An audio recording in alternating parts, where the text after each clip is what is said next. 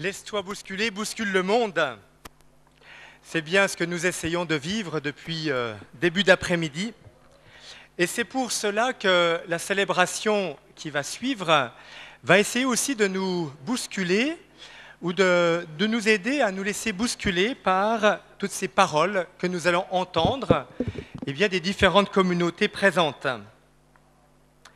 Oui, nous avions l'habitude de vivre une Eucharistie à Festijeunes. Pour une fois, nous vivons une célébration pour la paix interreligieuse. Nous le savons, la paix est toujours un défi permanent, et que chacun a au cœur de lui-même. Chacun, quelle que soit sa tradition religieuse, quelle que soit sa conviction, sa philosophie. Mais la paix comme croyant est aussi un cadeau à demander à Dieu pour nous-mêmes, dans nos familles, pour les peuples. En écoutant la parole de Dieu, je me laisse transformer, bousculer par Dieu lui-même. C'est lui qui m'invite sans cesse à la conversion. L'association Festijeunes a souvent invité des croyants d'autres religions à témoigner, et encore aujourd'hui avec Moussa, à témoigner de ce qu'ils vivent et a pour but aussi de travailler à la paix entre les hommes. La deuxième raison de cette célébration particulière, c'est comme vous le savez, tout au moins un certain nombre d'entre vous, il y a 25 ans exactement, le pape Jean-Paul II inaugurait la première rencontre d'Assise qui a réuni 130 responsables religieux du monde entier. Cette année encore, Benoît XVI renouvelle la proposition pour cet anniversaire. Il nous a paru important de nous y associer. Les communautés monothéistes, chrétiens, catholiques et protestants, juifs et musulmans sont représentées. Celles qui sont ici, avec quelques membres du groupe de Festijeunes, font partie du groupe interreligieux qui se retrouve régulièrement sur Épinal. La forme de ce temps de prière se rapproche de celui qui a eu lieu à Assise. Les différentes religions vivent des temps de prière séparés selon sa tradition propre. Ce même jour, à Paris, a lieu une rencontre pour les jeunes, et demain aura lieu une grande marche interreligieuse. C'est aussi l'occasion pour nous de nous y associer. Je donne maintenant la parole à M. Shabtai Lévi, représentant la communauté juive.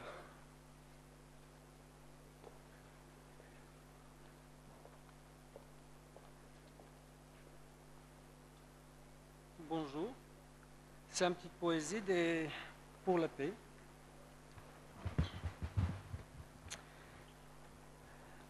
אני נולדתי אל המנגינות ואל השירים של כל המדינות. נולדתי ללשון וגם למקום. למעט להמון שיוטים יד לשלום. Alors, poème pour la paix traduit de l'hébreu. Je suis né des mélodies et des chansons de tous les pays. Je suis né d'une langue, mais aussi d'un endroit, pour les minorités et pour la foule qui tend les mains vers la paix. אני נולדתי לשלום שרק יגיע. אני נולדתי לשלום שרק יבוא. אני נולדתי לשלום שרק יופיע. אני רוצה להיות כבר בו. Je suis la paix qui viendra, je suis la paix qui arrive, je suis la paix enfin là, je veux déjà en faire partie. אני נולדתי אל החלום, ובו אני רואה שיבוא השלום. נולדתי לרצון, לאמונה. אני נולדתי לשלום שרק יגיע. Je suis né d'un rêve, je suis né de la volonté et de la foi. והשעה יפה, וזוהי שעת שלום. אני נולדתי לשלום רק שיגיע. Je suis la paix qui viendra, je suis né pour les nations, je regarde et je vois l'horizon, la promesse d'un jour nouveau, l'heure de la paix.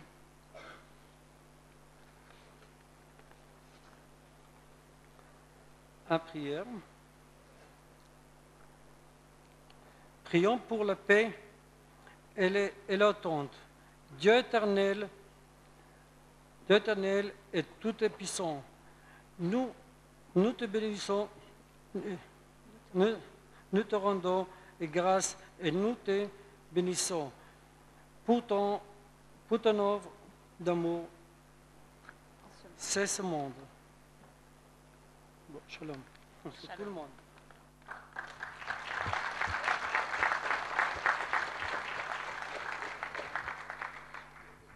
Maintenant, pour les communautés chrétiennes, catholiques et protestantes, Emmanuel Uric et Günther Schumacher.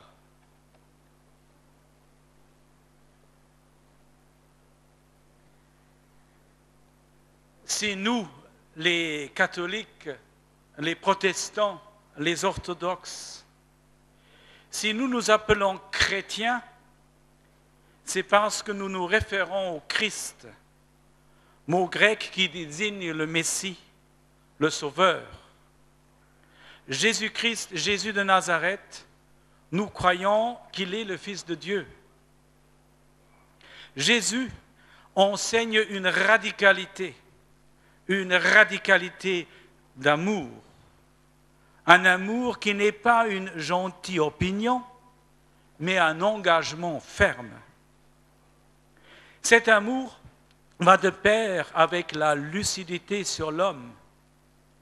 Et Jésus sait qu'un tel amour radical n'installera pas automatiquement et tout de suite la paix sur terre. Mais que cet amour se heurtera d'abord à la peur de ceux qui possèdent richesse matérielle et pouvoir de domination. Jésus se bat pour la paix entre les hommes, car cette paix signifie pour lui le triomphe sur la mort, mort qui prend tous les visages de l'enfermement.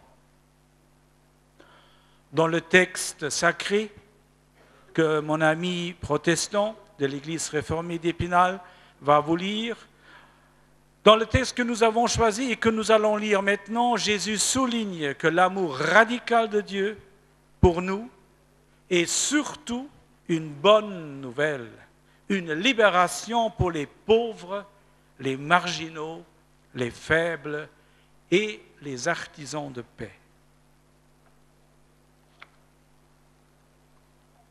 Il s'agit du texte des Béatitudes dans la traduction de la Bible de Jérusalem. Heureux les pauvres en esprit, car le royaume des cieux est à eux. Heureux les doux, car ils recevront la terre en héritage. Heureux les affligés, car ils seront consolés. Heureux les affamés et les assoiffés de justice, car ils seront rassasiés. Heureux les miséricordieux, car ils obtiendront miséricorde. Heureux les cœurs purs, car ils verront Dieu. Heureux les artisans de paix, car ils seront appelés fils de Dieu.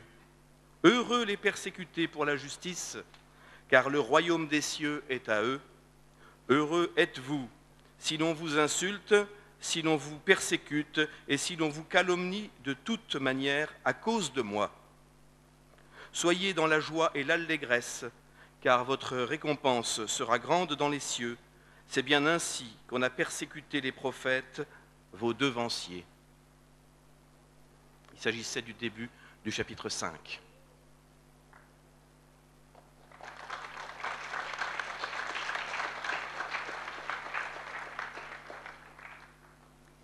Seigneur de l'amour radical, tu as créé l'homme avec toutes ses différentes couleurs de peau, ses différentes cultures et langues.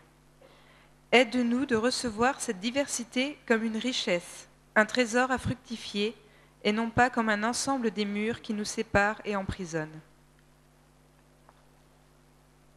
Seigneur de la miséricorde, pardonne-nous nos fautes, nos méchancetés, nos manquements, et surtout cette folie humaine qui nous fait parfois penser qu'avec la haine, la violence, le pouvoir, On peut imposer aussi sa religion et sa paix aux autres. Seigneur de la vérité, aide-nous à regarder toujours les fruits de l'arbre, c'est-à-dire les actes, et pas uniquement les paroles des prêcheurs politiques ou religieux autour de nous. Seigneur de la paix, aide-nous à devenir avec nos frères juifs et musulmans des artisans de paix, en liant l'amour et la vérité, le cœur et la lucidité dans notre France, dans notre Lorraine et surtout notre terre vosgienne.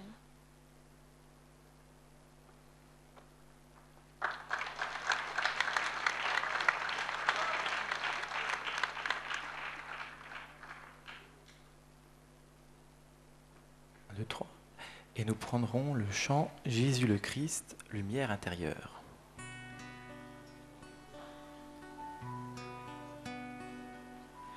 Jésus le Christ, lumière intérieure, ne laisse pas les ténèbres m'égarer. Jésus le Christ, lumière intérieure, donne-moi d'accueillir ton amour. Jésus le Christ, lumière intérieure, ne laisse pas les ténèbres m'égarer. Jésus le Christ, lumière intérieure, donne-moi d'accueillir ton amour. Jésus le Christ, lumière intérieure, ne laisse pas les ténèbres m'égarer. Jésus le Christ, lumière intérieure, donne-moi d'accueillir ton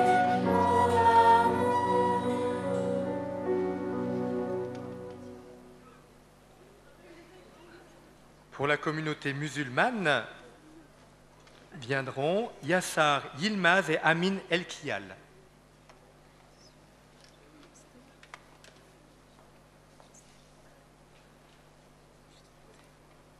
Donc bonsoir.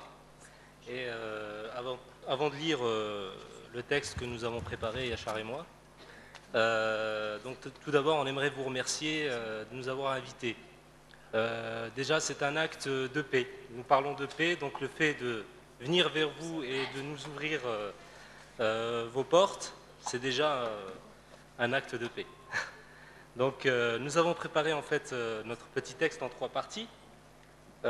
Pour parler d'islam, donc qui est une religion de sécurité et de paix, contrairement à ce qu'on entend, et de l'islam, donc le rapport de l'islam avec la violence dans le monde, et puis l'islam et ses valeurs humanistes.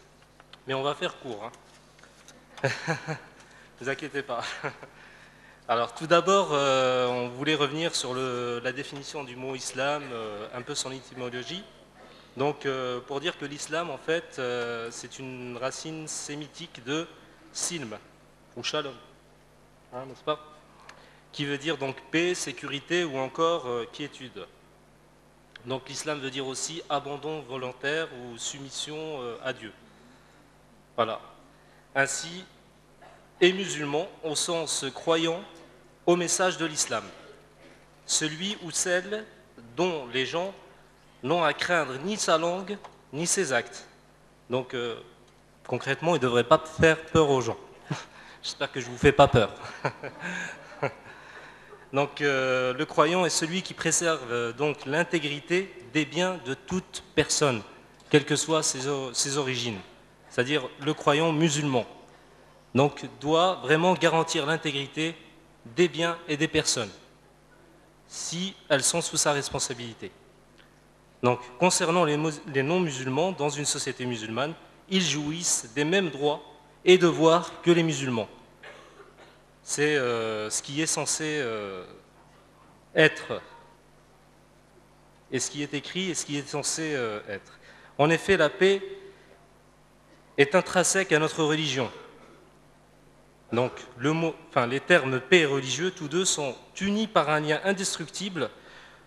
Pour preuve, en islam, l'un des attributs de Dieu est la paix. Donc le salut des musulmans est Assalamu alaykum, donc, qui veut dire que la paix de Dieu soit sur vous. Selon l'islam, prononcer le mot paix est le préalable à tout échange. Il en est même entre les musulmans et Dieu, et entre Dieu et toutes ses créatures. Notons qu'en prière, les musulmans invoquent la paix de Dieu sur eux et sur ses créatures, c'est-à-dire tous les êtres humains. Nous ne prions pas uniquement de façon personnelle, mais pour nous et l'humanité entière. Le salut de Dieu à ses saints serviteurs parmi les prophètes et leurs adeptes et assalam.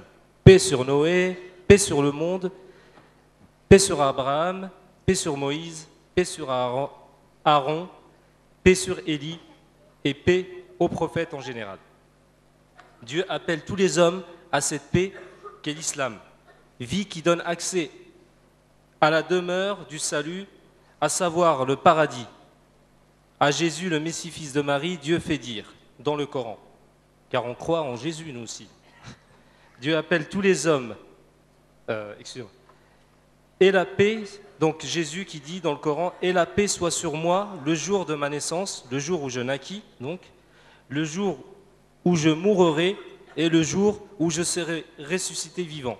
Pour nous, Jésus est lui-même le représentant de la paix, est accompagné de la paix, et cette paix l'accompagne jusqu'à ce qu'il soit ressuscité. Voilà. Achar, je te laisse. J'espère que le micro. Oui. Donc l'islam et la violence. Donc l'islam combat tout acte de violence, qu'il soit armé ou verbal. Un hadith du prophète précise qu'il n'est permis à quiconque d'effrayer une personne. Et aussi entraidez-vous l'accomplissement des bonnes œuvres et de la piété, et ne vous entraidez pas dans le péché et de la transgression. Coran, donc Surat 5, Al-Média. Ensuite, l'islam interdit le meurtre et affirme que quiconque tuera une personne non coupable d'un meurtre ou d'une corruption sur la terre, c'est comme s'il avait tué l'humanité entière, et quiconque lui fait don de la vie, c'est comme s'il faisait don de la vie à l'humanité entière. En ce qui concerne la violence verbale, le Coran est informel. Formel. Malheureux à tout calomniateur, diffamateur. Donc, l'islam interdit toute injustice sous toutes ses formes, ainsi que la violence lorsqu'un bédouin urina dans la mosquée du prophète, comme exemple, celui-ci dit à ses compagnons, ne le violentez pas, car j'ai été envoyé pour faciliter les choses et non pour les rendre plus difficiles. Le prophète Mahomet dit aussi, concernant les non-musulmans, celui qui tue un citoyen non-musulman ne sentira jamais l'odeur du paradis. Quant à la prédication de l'islam, Dieu dit, par la sagesse et la bonne exhortation, appelle les gens au sentier de ton Seigneur et discute avec eux de la meilleure façon, car c'est ton Seigneur qui connaît le mieux celui qui s'égare de son sentier, et c'est lui qui connaît le mieux ceux qui sont bien guidés. Et ne discutez que de la meilleure façon avec les gens du livre, donc juifs et chrétiens, sauf ceux d'entre eux qui sont injustes et dites, nous croyons en ce qu'on a fait descendre vers nous et descendre vers vous, tandis que notre Dieu et à votre Dieu est le même, et c'est à lui que nous nous soumettons. La voie de l'islam, c'est faciliter la chose dans la vie juridique et le bon comportement dans la prédication. Donc, 3e chapitre, l'islam et ses valeurs humanistes. Je continue. On va faire court, on va juste lire quelques passages qui m'ont semblé aller dans le sens de la paix. Et donc je vais les lire pour faire plus court. Je suis une miséricorde offerte à la création, nous dit le prophète. Au temps du prophète, les opprimés parmi les musulmans lui ont demandé de maudire les polythéistes et les égarés. Il répondit alors, je n'ai pas été envoyé pour maudire, mais comme miséricorde. Donc voilà. Ensuite, pour innocenter, par exemple, un Israélite accusé injustement de vol contre les allégations d'un musulman, Dieu révéla 9 versets dont nous avons fait descendre vers toi le livre avec la vérité, pour que tu juges entre les gens selon ce que Allah t'a appris et ne te fais pas l'avocat des traîtres. Et un dernier passage que je vais lire. L'islam lutte contre... Celui-là ? Ainsi, la justice musulmane concerne tous les êtres humains et l'islam combat la pauvreté et l'ignorance, bien entendu. L'islam lutte contre le racisme et les divisions. Donc, inversé, ô être humain, nous vous avons créé d'un homme et d'une femme et nous avons désigné en nation et en tribu pour que vous vous entreconnaissiez. Le plus noble d'entre vous auprès de Dieu, c'est le plus vertueux, bien entendu. Et donc, simplement, cette troisième partie, c'est pour dire que finalement, la paix, c'est une question de volonté. Des fois, nous voyons des extrémismes un peu partout dans le monde, et ce n'est qu'une question d'interprétation. Mais l'interprétation que nous avons choisie au sein du groupe, c'est de parler de paix et d'œuvrer vers la paix et de tout faire pour la paix. Voilà, conclusion.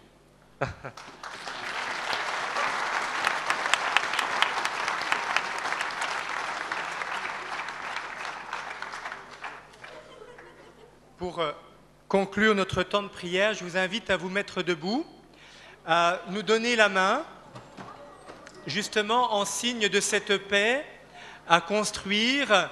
Elle est déjà avec mon voisin le plus proche. Et nous allons reprendre ce texte qui était appelé Décalogue de la paix à Assise. Il avait été écrit en 2002 et nous allons tous le dire ensemble.